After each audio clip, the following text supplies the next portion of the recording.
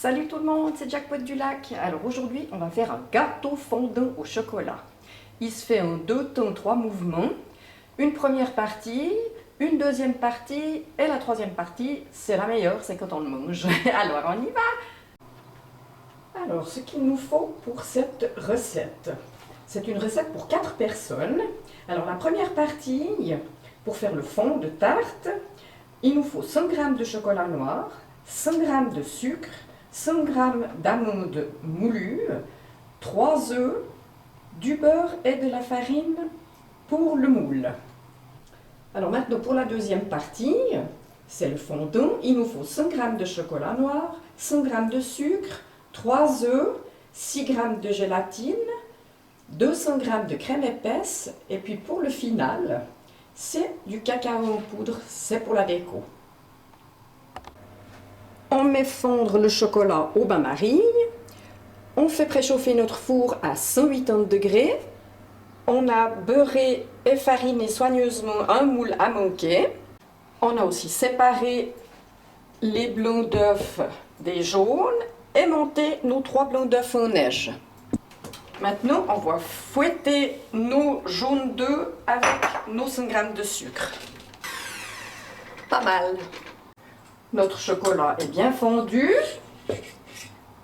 On va l'ajouter à notre préparation avec les amandes moulues.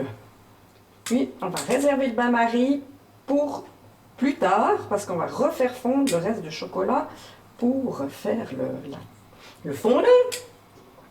Les amandes aussi.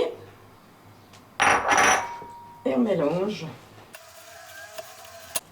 Dernière étape de la préparation du biscuit, on incorpore délicatement le blanc d'œuf battu en neige. Je l'incorpore 2 fois. On va mettre tout ça dans notre moule et on va le fourner pour une vingtaine de minutes à 180 degrés, four préchauffé.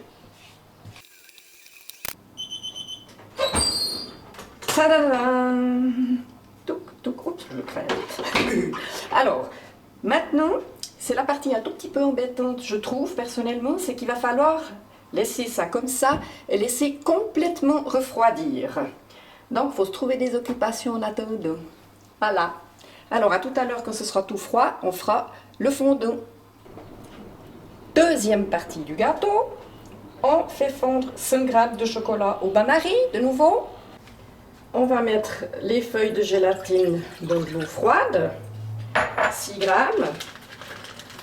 On va mettre 2 feuilles, 1 et 2. On met de côté. On bat nos 3 blancs d'œufs en neige. On incorpore le sucre, les jaunes d'œufs, on mélange. On ajoute le chocolat fondu. Ça ressemble un peu à la première partie, hein?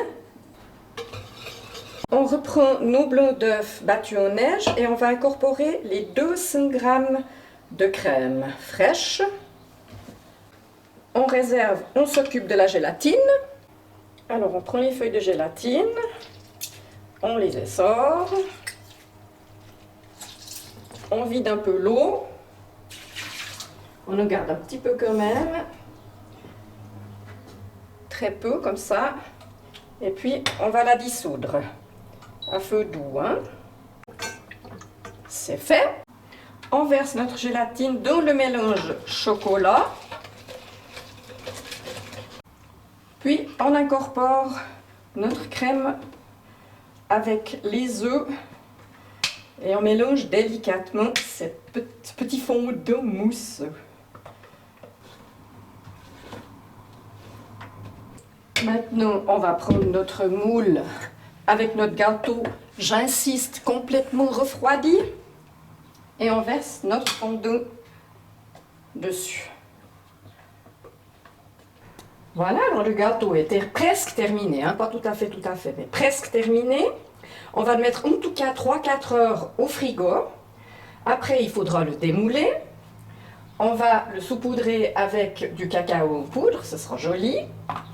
Et puis, on peut le servir, ce fondant au chocolat, avec une crème anglaise. Ce sera la vidéo suivante, numéro 77.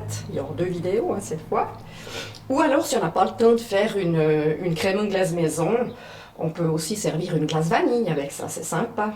Et puis après, qu'est-ce qu'on va pouvoir faire? Le manger surtout, ça je me réjouis.